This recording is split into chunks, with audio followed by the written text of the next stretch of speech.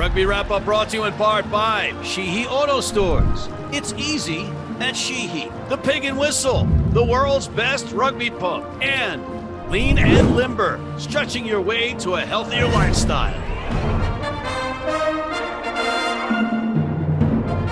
Hello, everybody, and welcome back to the Rugby Odds, starring former WWE champion John Bradshaw Layfield, God's gift to rugby, Gift Egbelu of the Gift Time Rugby Network, and featured guest. Thank you. You know what?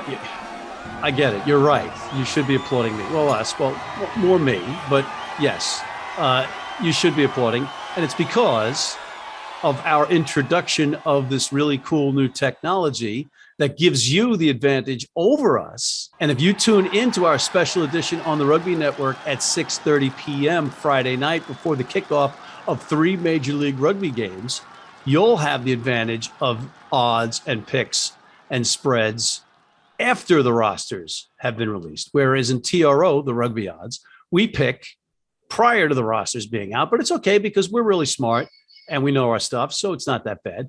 But before I bring in my colleagues who are doing absolutely zero, they're just faffing about in the green room, before I bring them in to predict what's going to happen, let's briefly look backwards. Up in Seattle, in a battle of mythical creatures, the Seawolves and Sabercats gave the Starfire crowd a match to behold.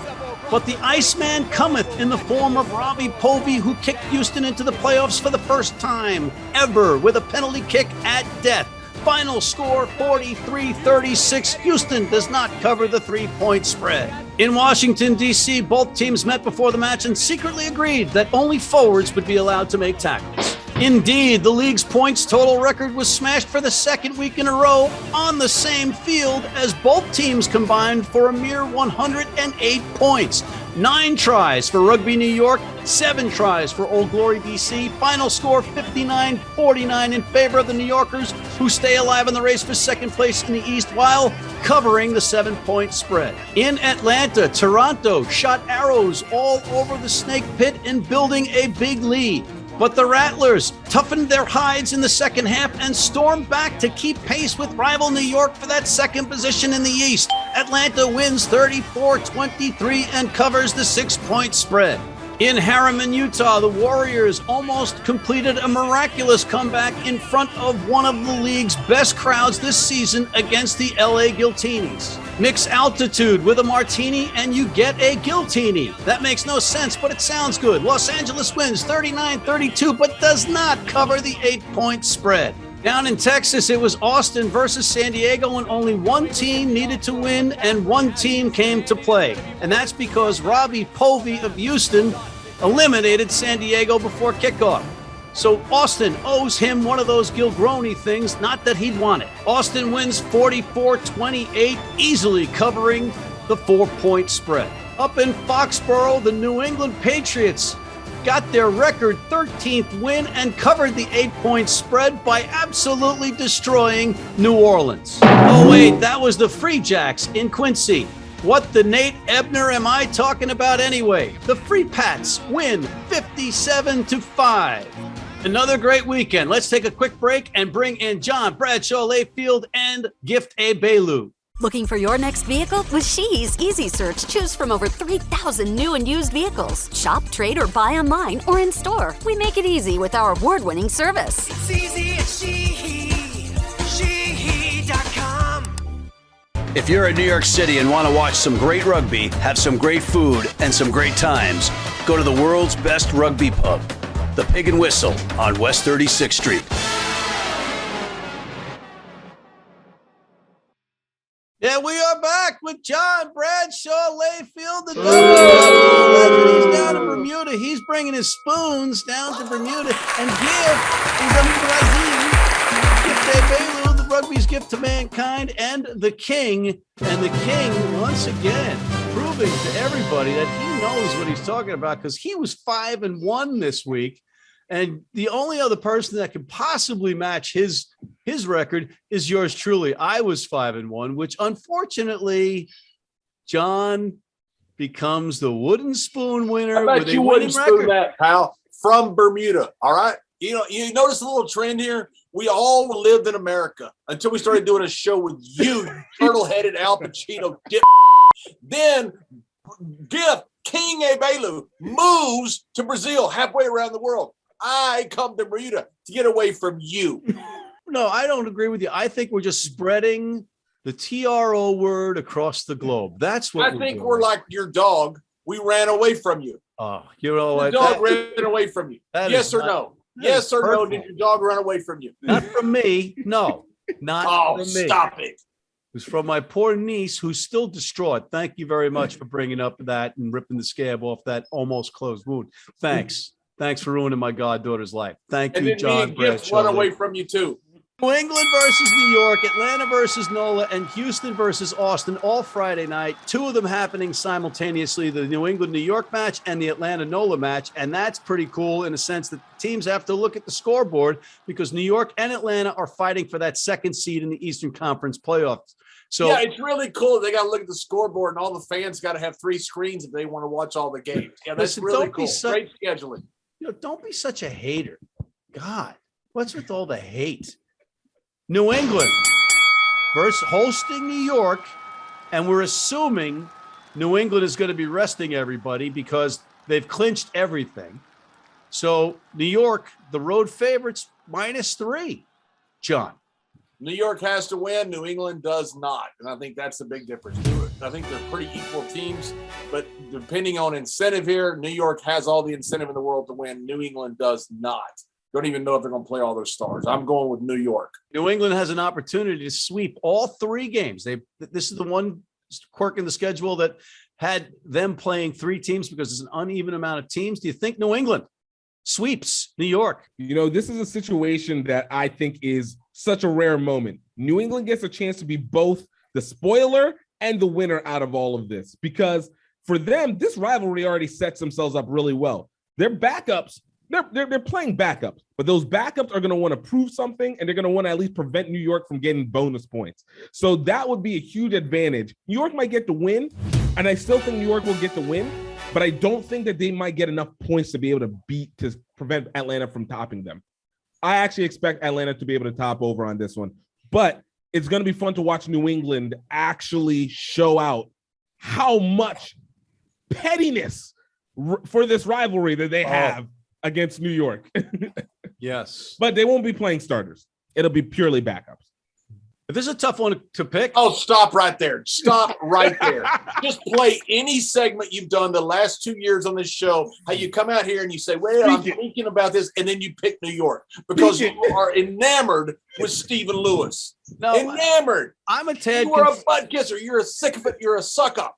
If you would listen with those big car door ears of yours for just a second, that was not nice. Yeah, well, too bad. I'm going to pick New England. I'm picking New England to lose, to have home field advantage in the playoffs while New York takes this victory in New England and they cover the 3 points. Then simultaneously happening in Atlanta, NOLA, who got absolutely annihilated by the aforementioned New England Free Jacks, is getting 8 points versus the Rattlers, John. Atlanta, Atlanta needs to win too, and it looks like NOLA has checked it in for the season. That was pretty bad last week. They may show a little bit of fire this week, but they're not playing for anything. Atlanta is. I'm going with hot Atlanta to roll them boys. Oh, all right. A gift. Are you still in love with New Orleans after the disgraceful performance they put on in New England? I said last week that New England was going to take the advantage, and this was going to be one of the rare seasons that New Orleans is not going to have an advantage up in the New England area. But in this situation, as much as it kills me to say, I'm always going to be supporting New Orleans, always, forever and ever. Like, they deserve it all. But the season is over this week. The season is over, and in terms of rivalries, again, this is another petty play. This is a little advantageous for the Rattlers. I look for them to try and be able to get the bonus points, to be able to get the win, and honestly, it's just kind of boat race it through. But New Orleans is going to do everything in their power to play spoiler. Actually, you know what? I actually switched that. I'm taking New Orleans. I forgot about their level of pettiness to be able to take. I forgot about the level of pettiness against Atlanta to play spoiler to them. New England can't do anything, but New Orleans can absolutely mess up the Rattlers on this one. So I actually give this to New Orleans. Thank you, because that allows me to pass you in the standings at the end of next week because of this pick. This pick will put you in second place. We already know John's like, he's locked up the third seed. And I don't know if it's a good thing because you are in only with three people, John, but I'm going to take Atlanta, the Stakes, to strike fast and hard and often. You're copying me is what you're doing. No, I'm following the money. This was 2 hours after the kickoff of those two matches, which are 7 p.m. Eastern time. And then at 9 p.m. Eastern time down in Texas, John, Texas. Yeah. Houston hosting Austin.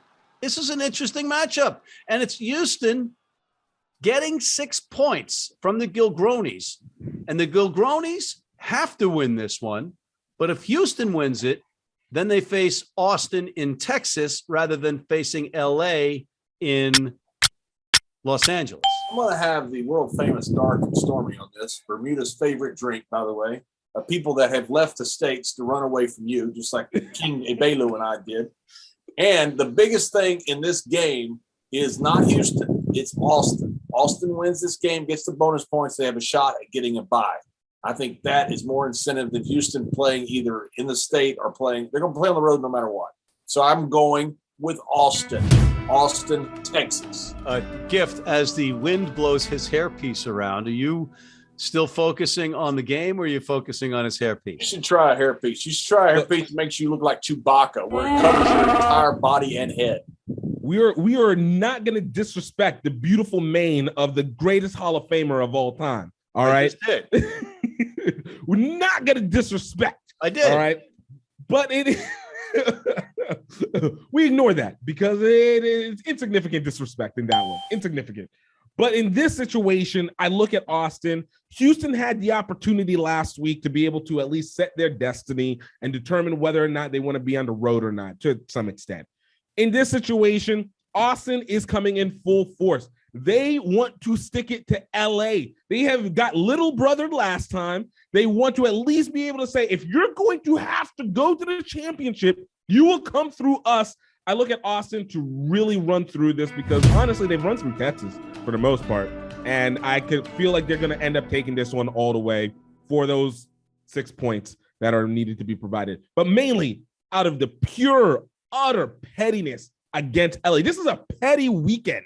It's going to be a petty weekend. Ooh, this is tough because, Houston, you don't want to travel to LA, right, to play in the Coliseum. So you'd rather stay in state to travel to Austin. So they have incentive to win this one. Do they have the firepower? Do they want to shoot their cannons off early?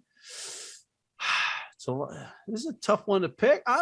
Danny Barrett's back. I'm taking Houston. You guys. Taking Houston. Then we skip to Saturday. Saturday's a rugby day, but there's only one game on Saturday this weekend in this schedule. And it's the Dallas Jackals on Saturday, welcoming in the Utah Warriors. And it's the Utah Road Warriors minus 30 points, John.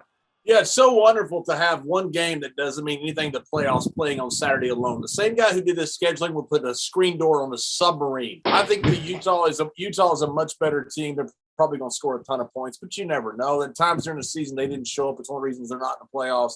Dallas is just having all problems in the world. They're just not a very good team. Hopefully they get that corrected for next year.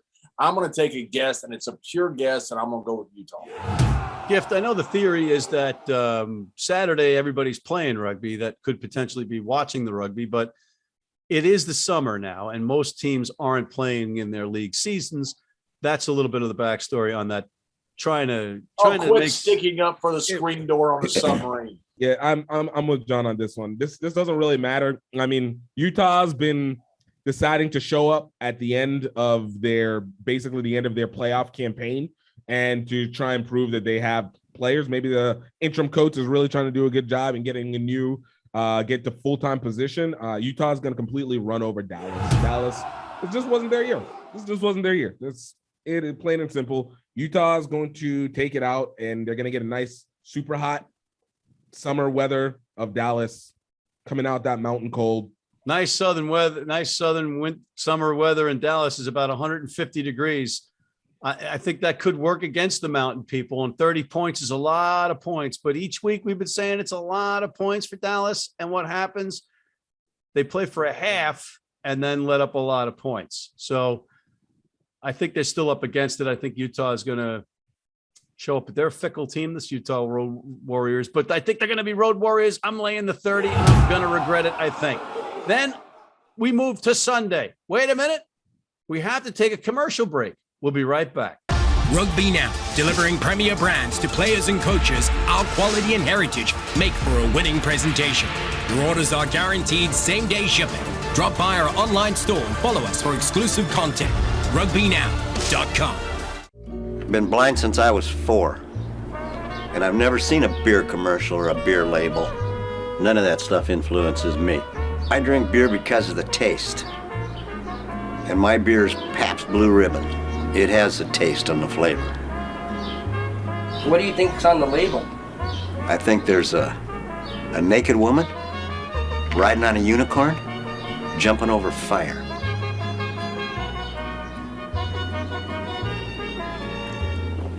Oh, that's good beer.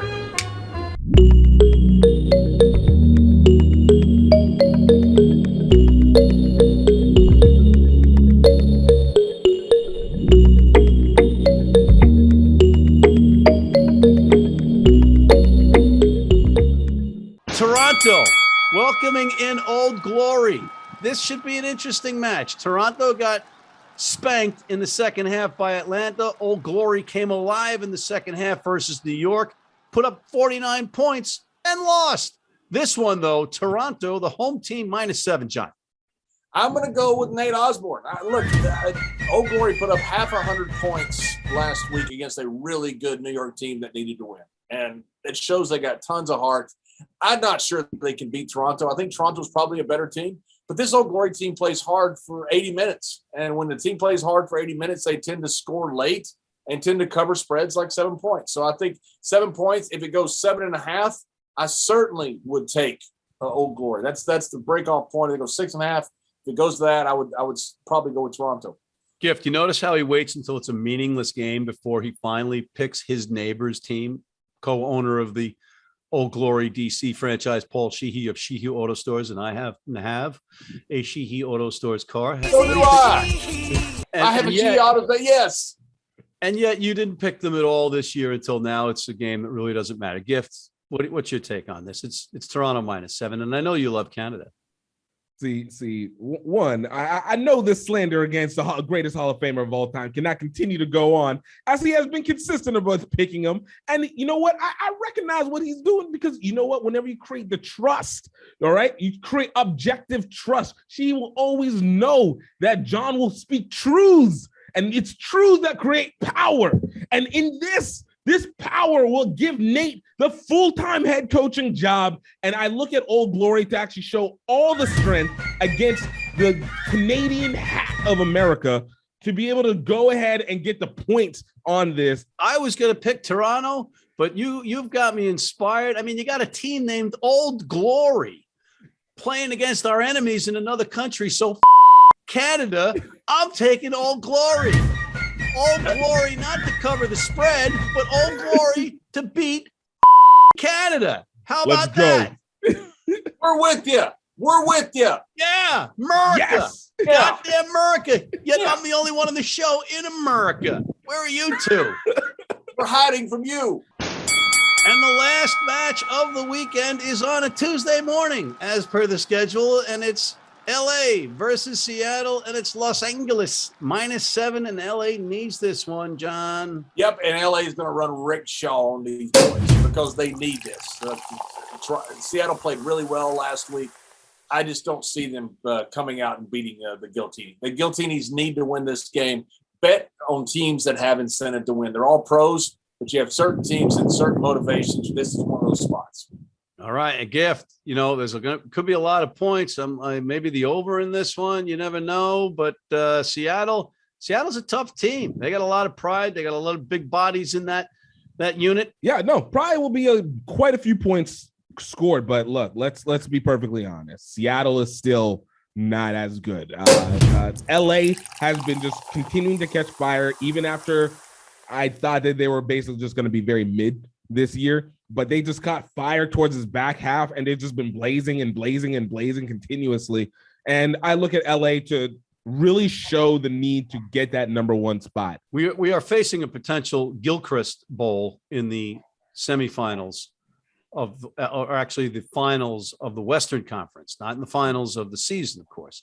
But LA wants to play in the Coliseum because it's great grass, and Austin wants to play in Austin, obviously.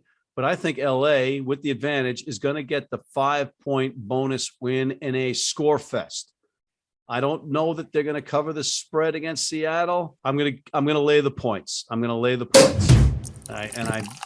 hesitant as per the rosters, but I think you people at home will know more than we do. On that note, guys, final thoughts. John. Bet teams that have incentives. They're all pros. It's like baseball in a 162-game season, like the NBA in an 82-game season. Certain teams toward the end of the year have incentives to win. They're all pros. Bet with teams that have incentives. And when you're live betting, always understand the book always overreacts to a first score. So if you've got a favorite that you like, the other team scores, you're going to see an overreaction from the book. Take that bet pretty quick because it doesn't last long.